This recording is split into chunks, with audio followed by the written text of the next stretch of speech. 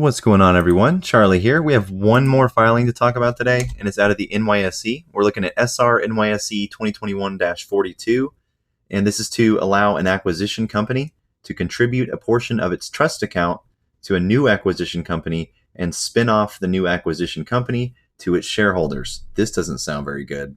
Now, keep in mind, this one was submitted last week, but the SEC quickly withdrew it because it didn't meet certain recommendations or certain standards. So they've refiled this now today. Let's see what it's all about. So the purpose, the exchange proposes to modify section 102.06 of the manual to allow an acquisition company listed under that rule to contribute a portion of the amount held in its trust account to a trust account of a new acquisition corporation and spin off the new AC to its shareholders in certain situations where the new AC will be subject to all of the same requirements as the original AC. Now, whenever I say AC, all I'm saying is acquisition company. In 2008, the exchange adopted a new rule to allow companies that have no specific business plan or that have indicated their business plan is to consummate the acquisition of one or more operating businesses or assets to list if they meet all applicable initial listing requirements as well as additional conditions designed to provide investor protections to address specific concerns about the structure of such companies.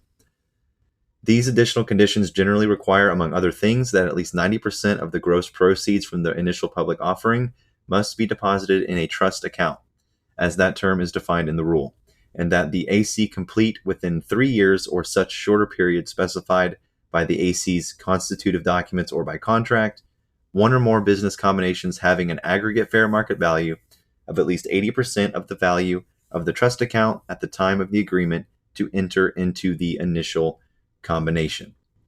That's in 2008.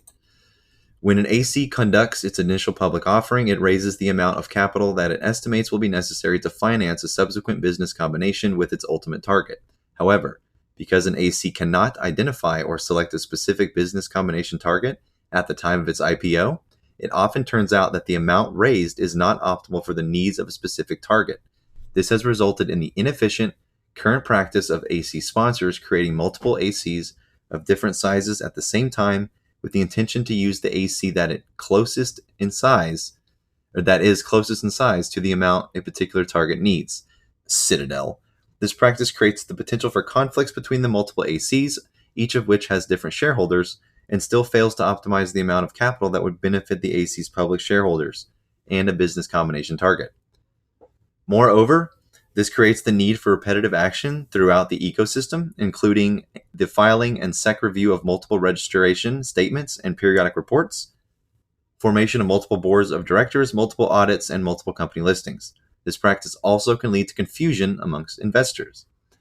Accordingly, the exchange proposes to modify the section 102.06 to permit a more efficient structure whereby an AC can raise in its initial public offering the maximum amount of capital it anticipates it may need for a business combination transaction, and then right-size itself by contributing any amounts not needed to a new AC, the SpinCo AC, and spinning off this SpinCo AC to its shareholders. The SpinCo AC will be subject to all the existing provisions of Section 102.06 in the same manner and subject to the same timeframes as the original AC.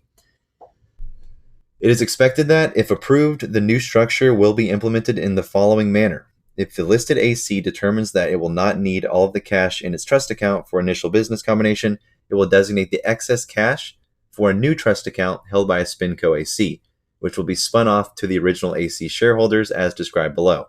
Until the spin-off described below, the amount designated for the SpinCo trust account must continue to be held for the benefit of the shareholders of the original AC. Following the spin-off, the SpinCo trust account will be subject to the same requirements as the trust account of the original AC.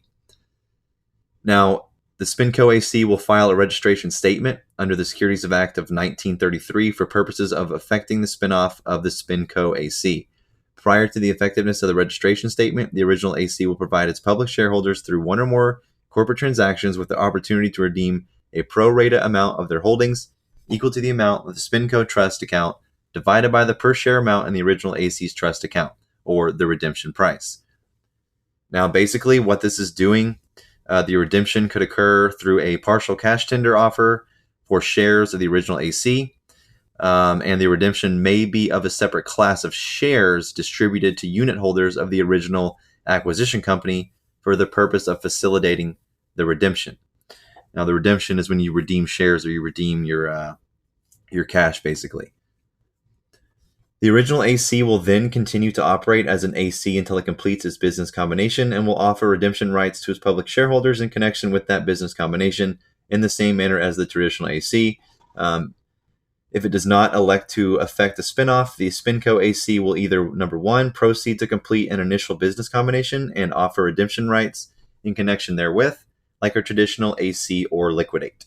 So they have one option, or two options. One, proceed to complete an initial business offering, or two, liquidate. The exchange proposes adopting a new subsection of Section 1.02.06, which will specifically permit this type of transaction by allowing the original AC to contribute a portion of the amount held in the trust account to the trust account of a SpinCo AC in a spinoff or similar corporate transaction, where all of those conditions described below are satisfied.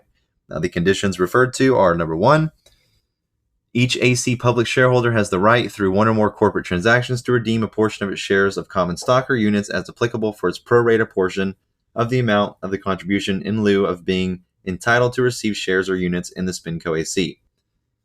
Each public shareholder voting against a business combination with the right to convert its shares of common stock into a pro rata share of the aggregate amount, then on deposit in the trust account, provided that the business combination is approved and consummated, will be considered satisfied by pro-rata distribution to such shareholders of the amounts in the trust after having been reduced by the contribution.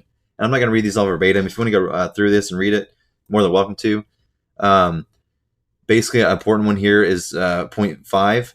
The SpinCo AC meets all applicable initial listing requirements for an AC listing in connection with an initial public offering, which is the 80% described in the first paragraph in the case of the AC be calculated based on the aggregate amount of remaining in the trust account of the AC at the time. So it must be 80% of what's ever in the trust account.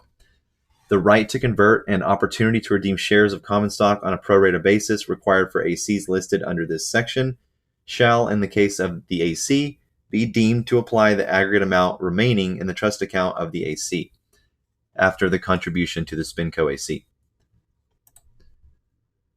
So again, if you want to go through and read this, I'll leave this right here for a sec. If you want to pause it and read it, not really much interesting here. Basically, in essence, the proposed rule change will extend the important investor protections to a new structure that addresses inefficiencies and potential conflicts of interest in the acquisition corporation market.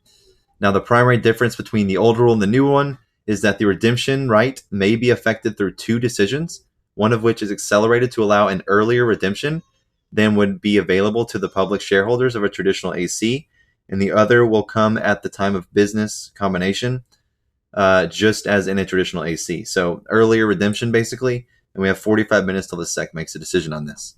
Holy crap, that was a mouthful.